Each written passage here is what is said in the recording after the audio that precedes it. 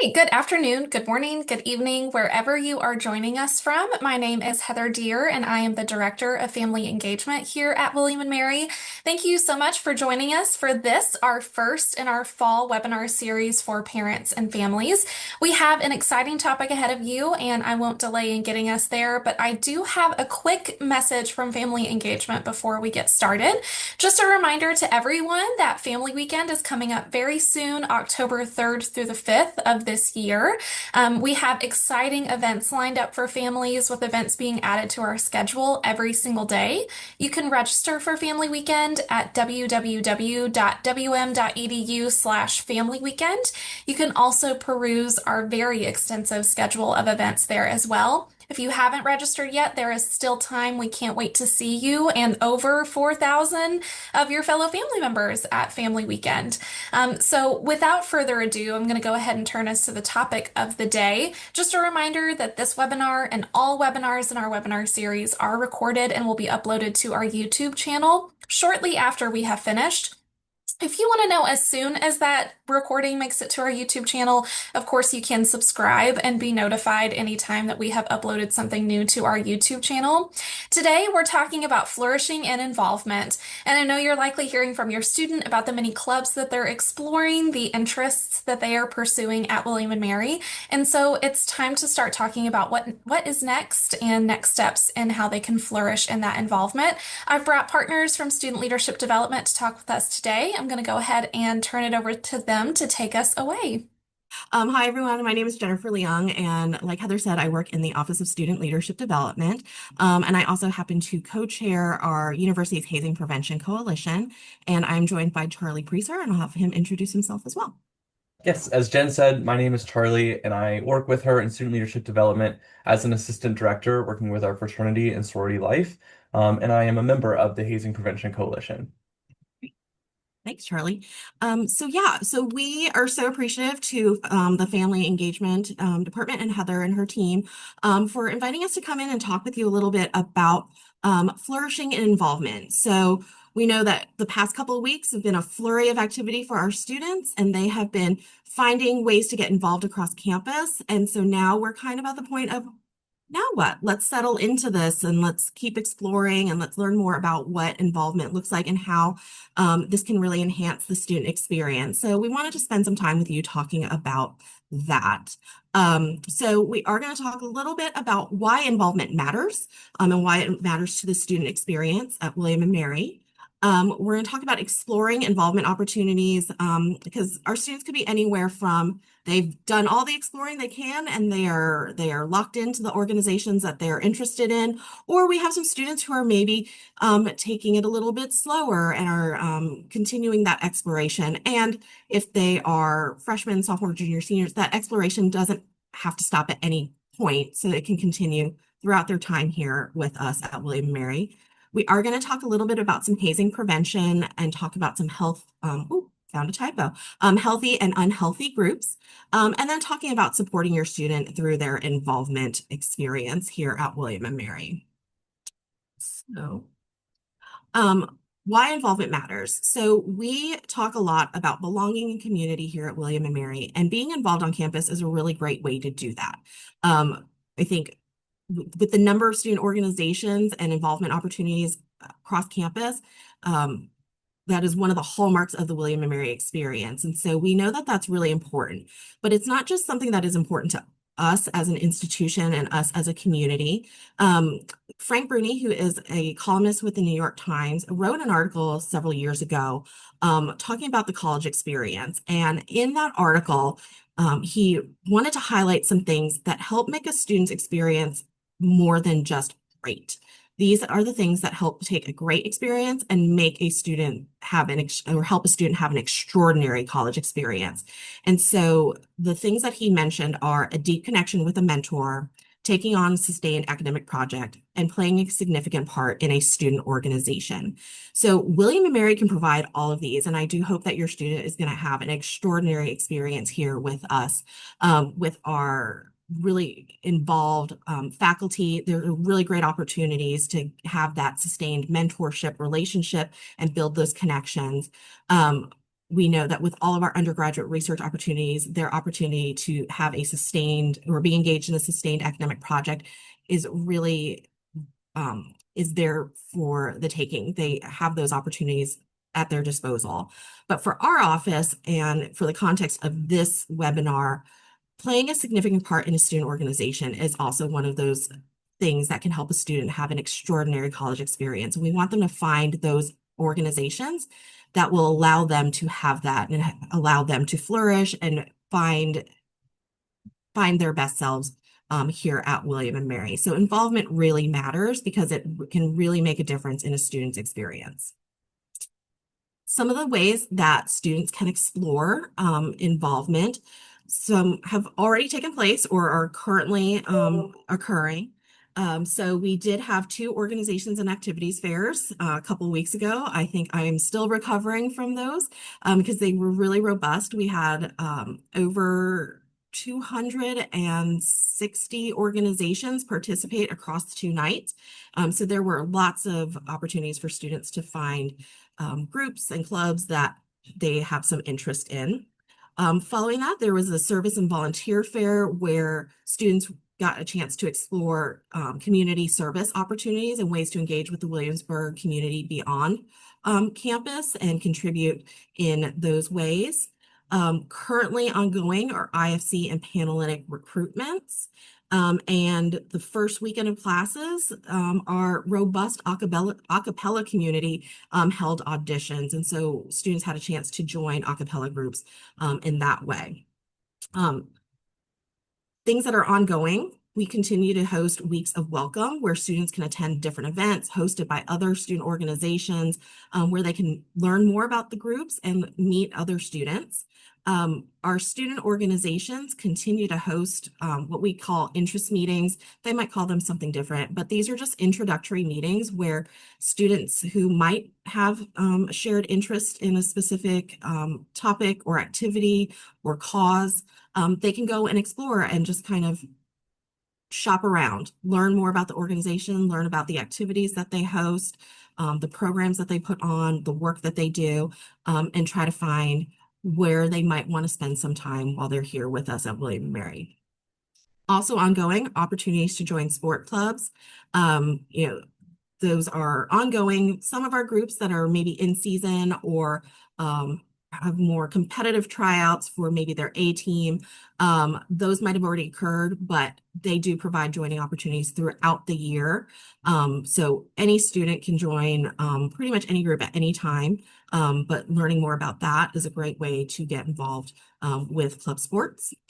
As always, TribeLink is our online student engagement platform that students can utilize to search out different organizations, make connections by clicking the Contact Us button.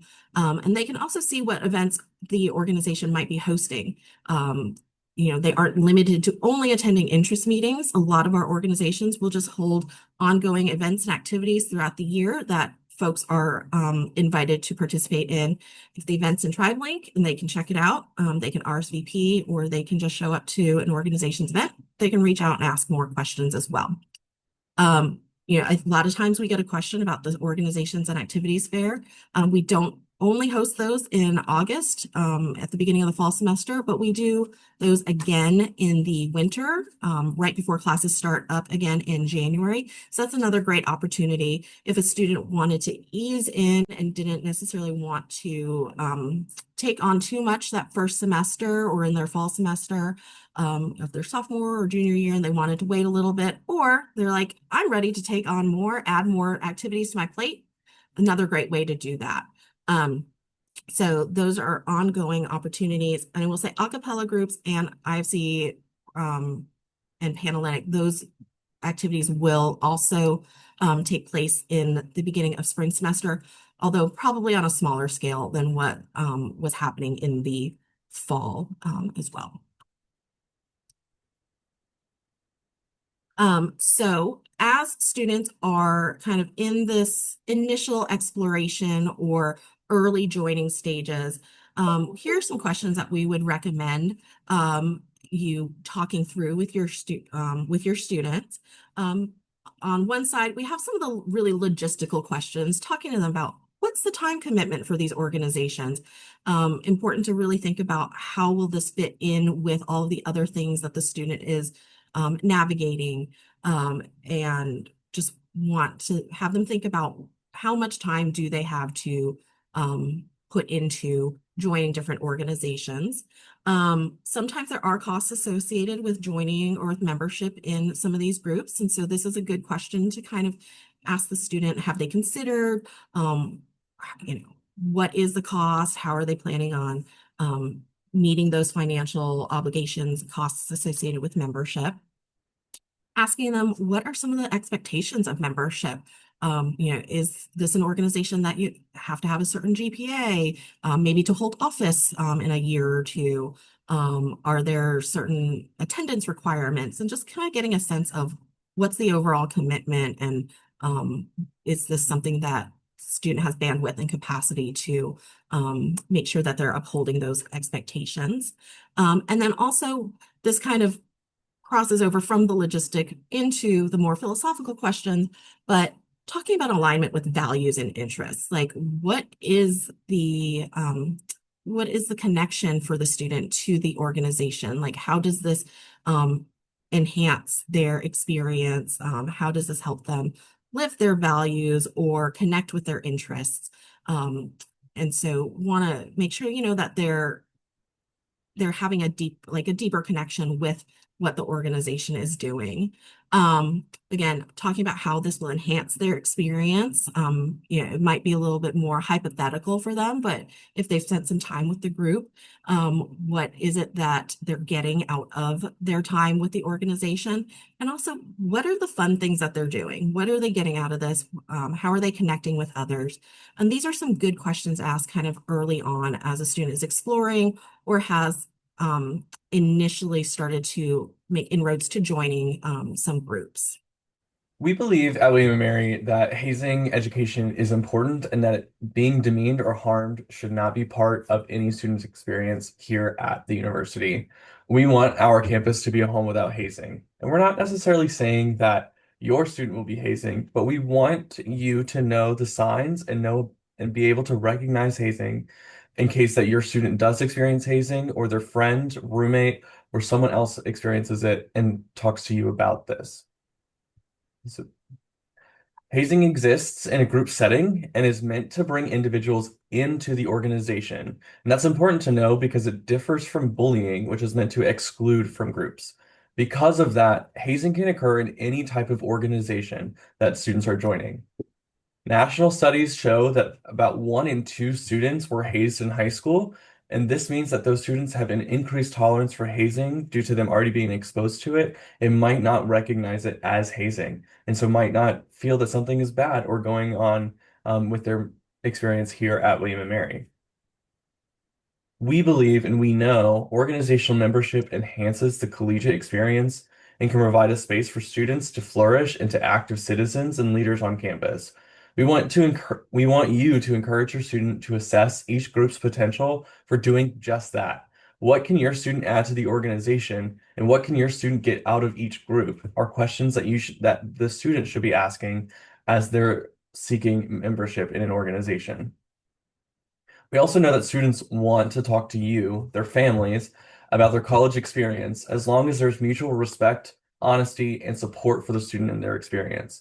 So we encourage you to have these honest conversations with them as they go through the joining experience. So now let's take a second and look at some signs of healthy and unhealthy organizations. And just look at what you see on the screen. On the healthy group side, we can see things such as respect, trust, equity, um, and independence. We also see that healthy groups allow for members to take responsibility for the group, engage in healthy conflict and discourse around the direction, goals, and activities of the group. Finally, and maybe most importantly, a healthy group is a fun group. It's where people feel welcome, they can enjoy themselves, and they can make deep connections with other members. On the other side, a healthy group does none of these things. These groups isolate their members, manipulate them, violate their trust, and make them feel small, less than, or unimportant to the organization. Unhealthy groups deflect any responsibility and often enter in with a level of intensity and with their members that is too high and distracts students from academics or other obligations that they might have. If you recognize any signs of an unhealthy group when talking with your student, we encourage you to ask them more questions and make sure that the group is adding to their experience in a positive way. We also wanted to show you the spectrum of hazing. It's hard to recognize hazing, which is exactly why Jennifer and I are here to have this conversation with you all. Hazing does exist on a spectrum, and there are levels to it. People are often quick to recognize violent levels of hazing, such as forced consumption of alcohol or vile substances, physical abuse, kidnapping. And because of that high level of recognition and acceptance that those are wrong, those are the least commonly occurring instances of hazing, which is great. The more common types of hazing are the ones that are harder to recognize as hazing, such as verbal abuse, sleep deprivation, demeaning nicknames, or assigning tasks to new members. It's important for me to know, for you all to know that we include this spectrum in our various presentations we give to students and student organizations. And our hope with this spectrum and all of the education that we do, that we increase awareness of all forms of hazing to make our campus a safer place, and be able to recognize the lower levels of hazing that are happening more frequent across campuses. As your student is joining an organization or organizations, here are some questions that you might want to ask. What do you know about the group you're joining? What is required of new members? And how will this impact your academic commitments or other aspects of your life?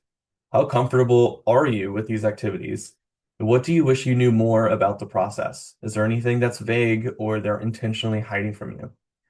Is there anything that the group does to make you feel uncomfortable? Again, it is the best advice that we can give to you, the families, to encourage an open, honest conversation that focuses on their experience and offers some support. And we hope that these conversations happen often, especially if your student is exploring their options for engagement.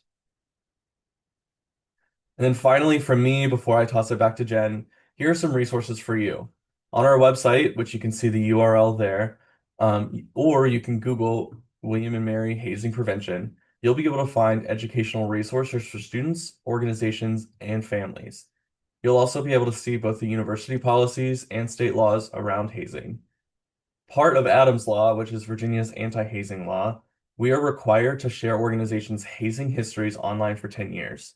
The university also shares organizational conduct history other beyond hazing, which is available for 3 years on the website as well. Lastly, you'll be able to find our form to report hazing to the university. And the reporter can be anybody and they can remain anonymous, or if they so choose, they can give their name, which allows us for follow-up and asking more questions if needed. Thanks, Charlie.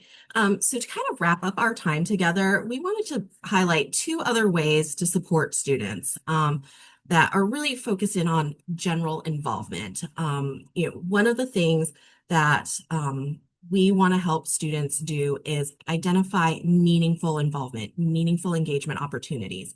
And so we want to encourage this idea of depth over breadth.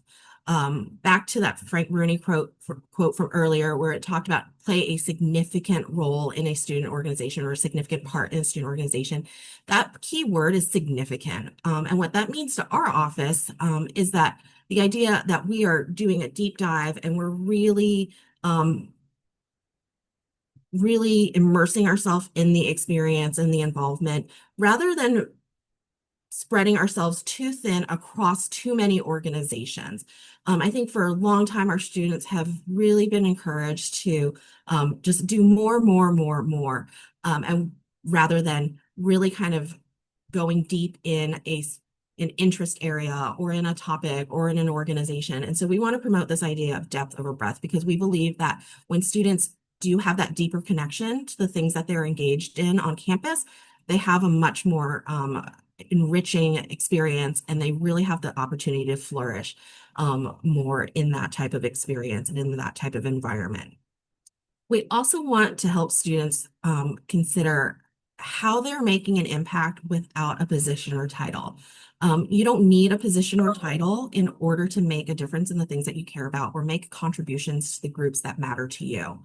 And so we want to help our students recognize that they can have that positive experience and can make that positive contribution without being the president or the vice president or a chair of a committee.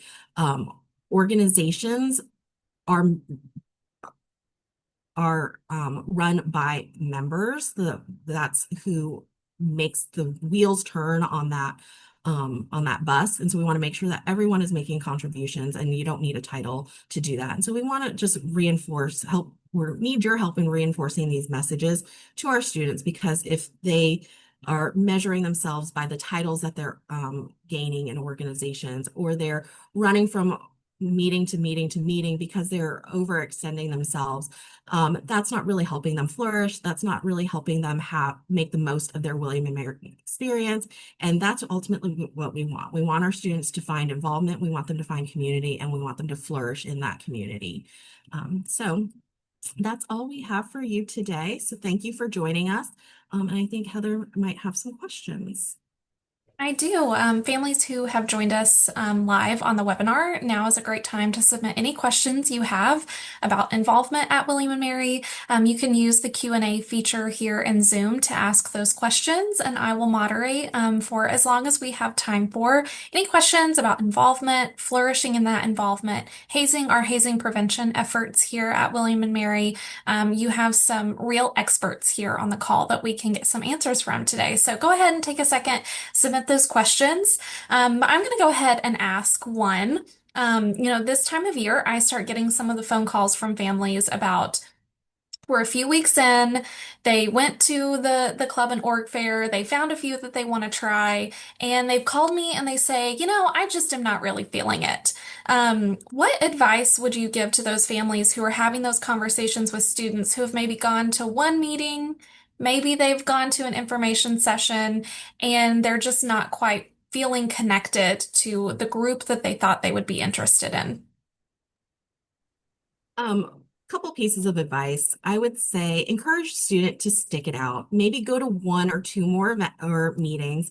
Also, maybe the meeting isn't the right place for that organization to shine. So maybe if they have an upcoming event that they're hosting, that might be a better opportunity to see what the organization's about. Sometimes, like I know when I have to give a presentation in an information session, that is very different than if you just came to my office and saw me in my natural habitat, if you will. So maybe finding different settings to engage with the organization to get a different feel for it could be helpful. It could also depend, maybe meets different people in the organization. Maybe the student just didn't click with the one or two people that they were seated by at the information session. So trying to meet others in the organization. And if after giving it the good college try, maybe encouraging your student to think about what's a graceful exit that they could make. If they signed up for the listserv or if they gave their email, like don't just ghost them, but give them some feedback of like, thanks for hosting me at these events. Like I really appreciate the opportunity to meet you. I'm just not feeling it. And that it doesn't have to be an awkward conversation. It's less awkward than just ignoring emails or outreach from an organization. So that would be some of my advice for you to share with the student. I think that's great advice. I think often on the phone calls I have with families, I talk a lot about working through a little bit of that initial awkwardness of meeting new people and the initial discomfort of trying something new, and helping them understand whether it's, I just haven't met enough people in the organization, or maybe I need to go to one of those events to see them in a different setting, or is it truly like a values disalignment?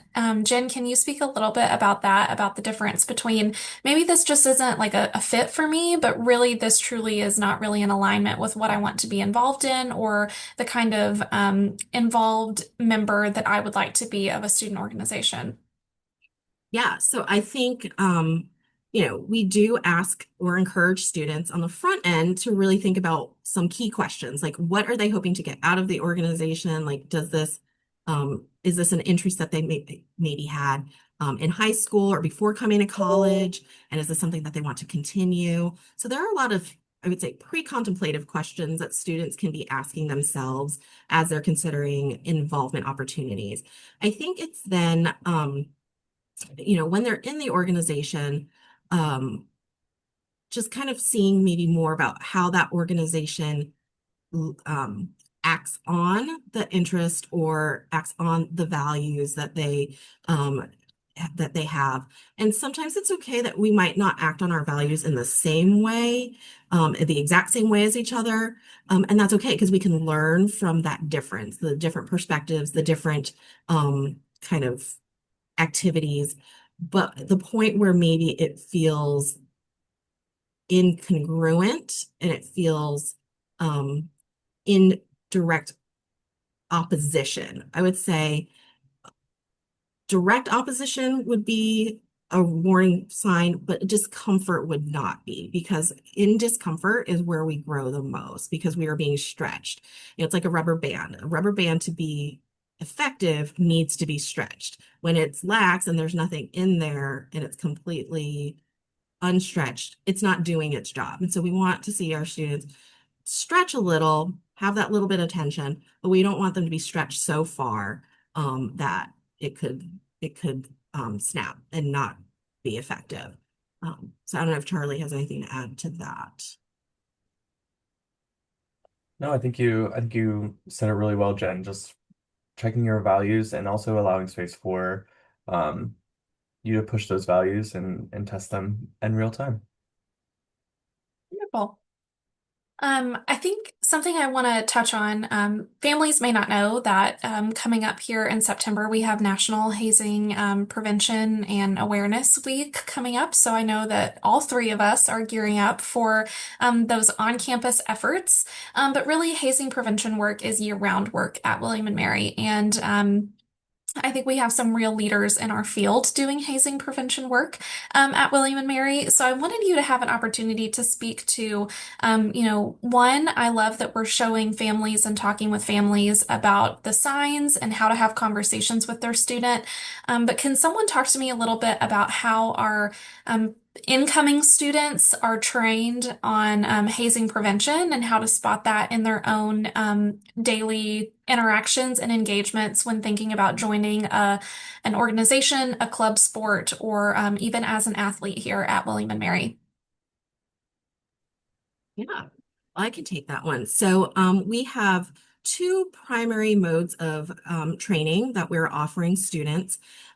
So one is an in-person training, and any student who is interested in joining a specific type of organization as specified by Adam's Law, which I believe Charlie referenced earlier, is required to go through that training.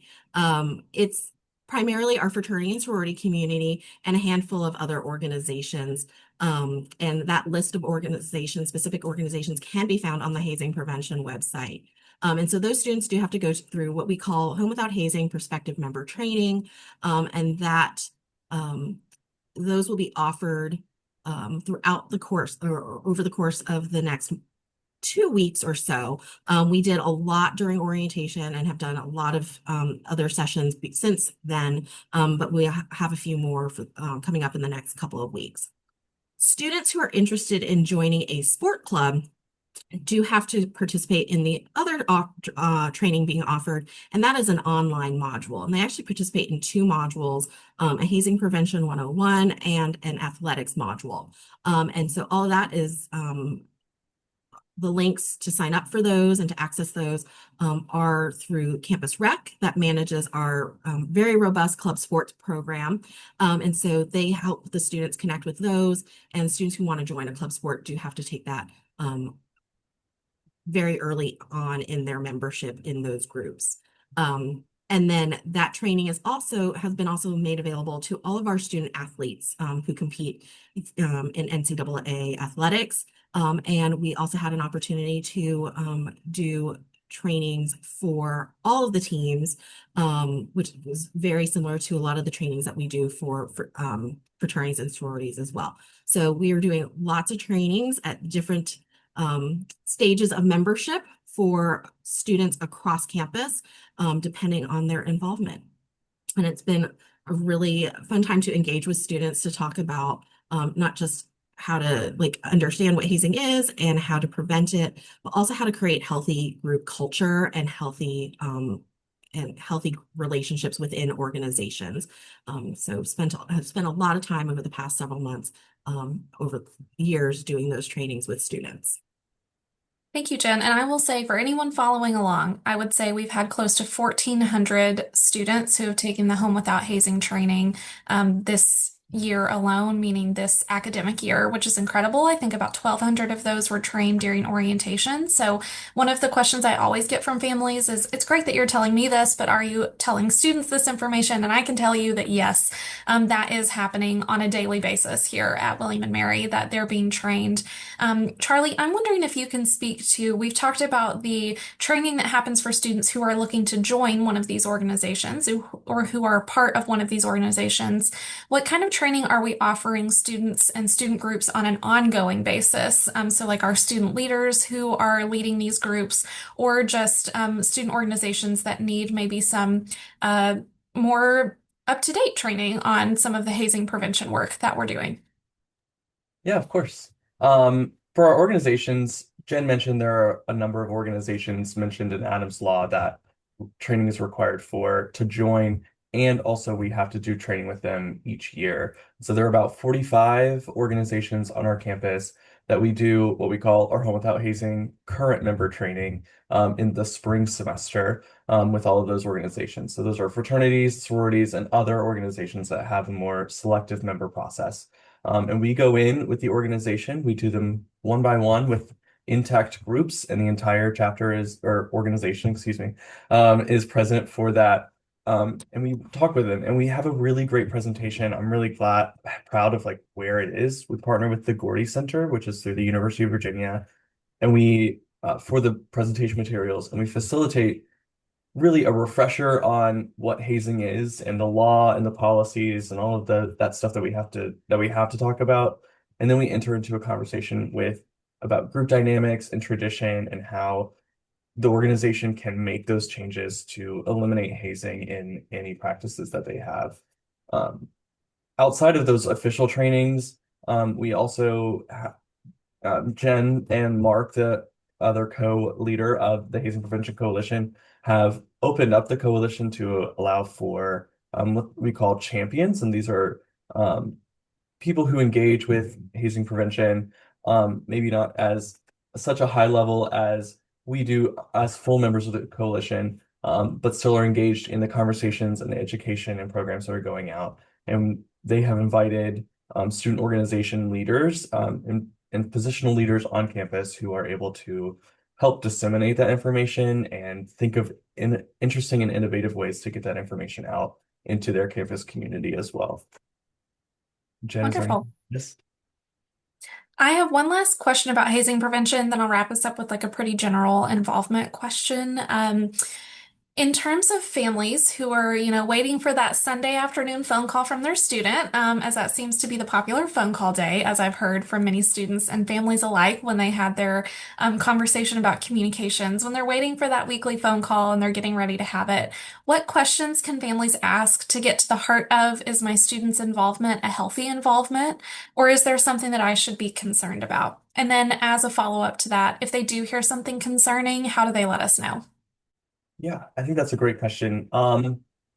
First off, again, just leading with those questions about what is your experience and what are you gaining from this experience is a really good one. How is this adding value into your life? Talking about time commitment, if the time commitment seems like it's a little too much, it might be taking away from other activities. That might be a sign that maybe it's not the best organization or the healthiest organization for that student to be a part of. Going back to my questions in the slides to remind myself of some other things that I've already said. Um, Talking about the experiences that they're having, if they're making friends, if they're able to talk well about their friends, if they're hiding information, and students aren't the best at hiding information when something's really bothering them. If they're hiding something or they say that they can't talk about it and super secretive, that also might be a sign that there is something going on that probably shouldn't. Um, so how can they talk about that? I would encourage families can reach out to us. All of us are well informed on how to talk about hazing.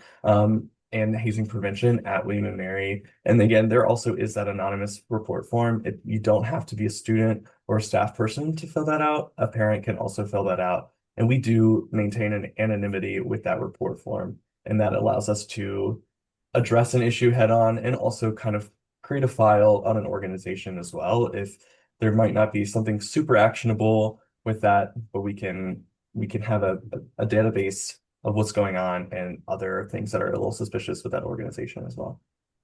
Yep. I always like to tell families, you know your student best. You know the cadence of your phone calls and how they talk about with you about their involvement, their interests, and their daily life.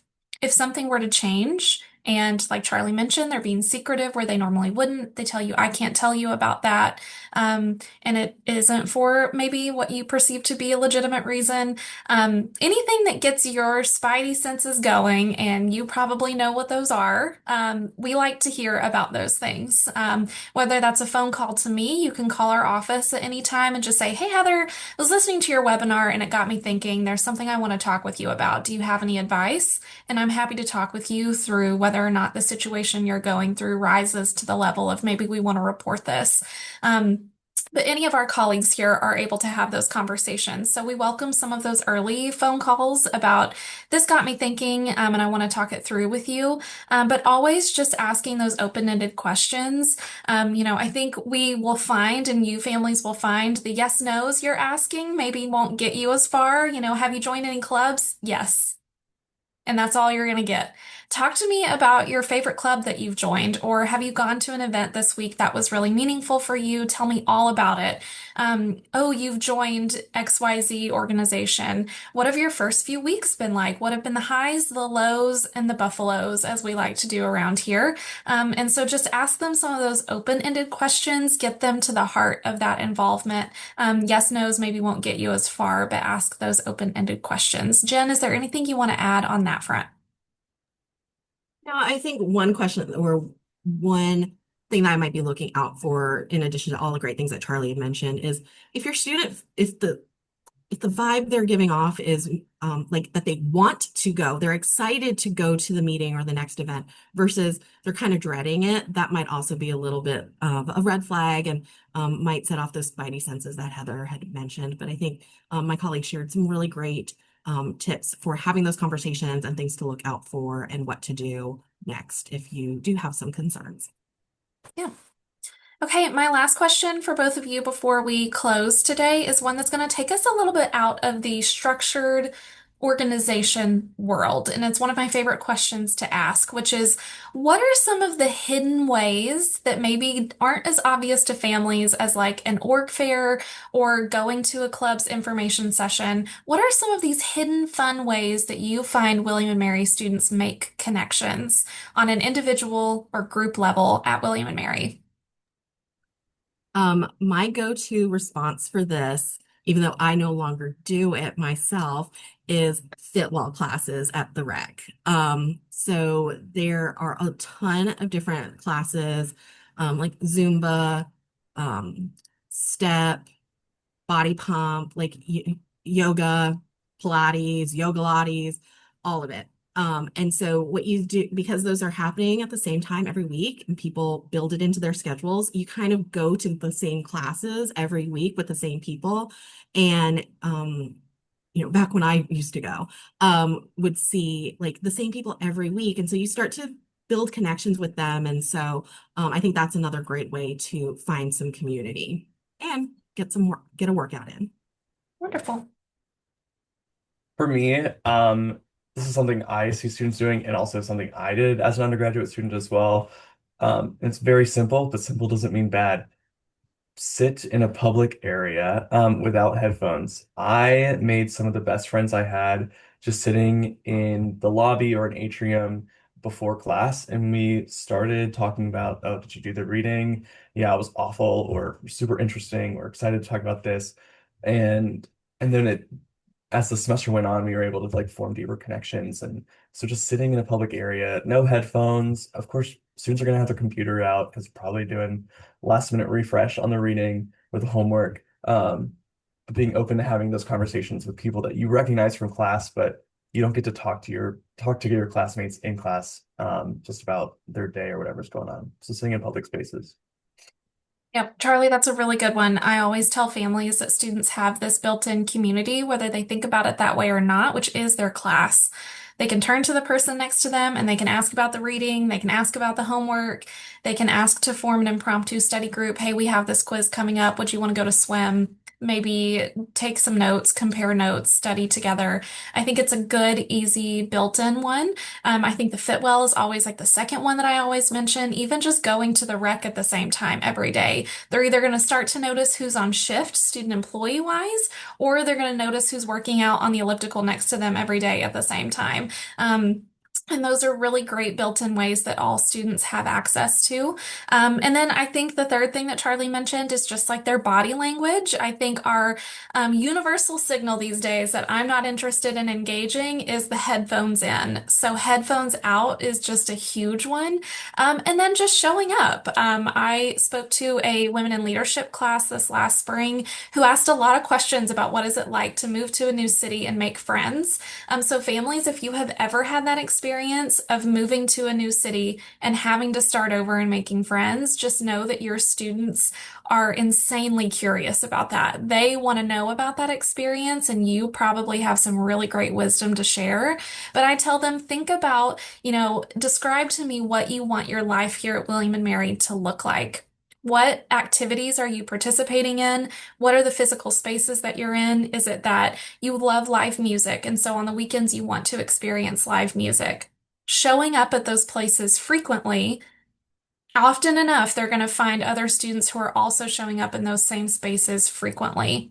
It takes a lot of courage to do that alone, but if they stick through it, they're going to find a group of people who are also building a life that looks similar to theirs and has similar interests. So those are the few of the ways that your students can find connection outside of just our organized clubs and activities.